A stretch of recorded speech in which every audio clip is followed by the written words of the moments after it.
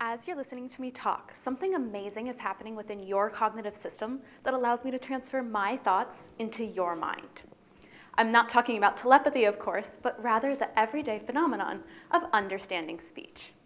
The reason we can do this so quickly and efficiently has to do with our ability to make predictions about where a sentence is going. But the system isn't perfect. For example, imagine you're in a kitchen and someone says, "Put the plate on the table." You might think you should move this red plate to the table. But if they continue the sentence and say, "Put the plate on the table in the sink," you should realize you're actually being asked to move this blue plate already on the table into the sink instead. Now, as adults, we can easily update the destination to the sink. But for kids, that unexpected ending throws them completely off track. They can't update their commitment to that initial destination. And it turns out infants and children have trouble understanding all sentences that have unexpected endings.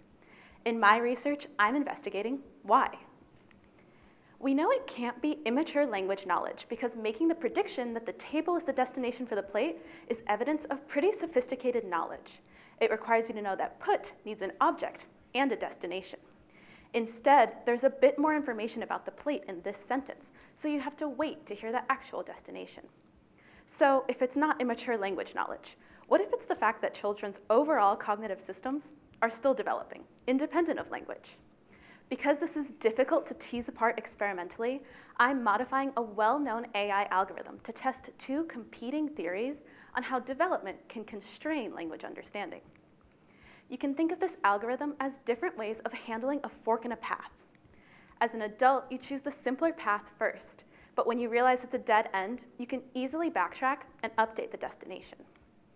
As a child, you also choose the simpler path first, but one of two things might stop you from backtracking. You could either forget that you saw an alternative earlier, or the path you're on could look so much better that you just can't turn away. With my algorithm, I'm testing which of these two reasons is responsible for kids getting stuck. By identifying the fundamental reason why children understand differently than adults, I'm laying the foundation for interventions that improve early language outcomes, which underpin critical things like success in school and even later in life. After all, think about all the research we're hearing about today. None of that work would be possible if we hadn't first learned to understand.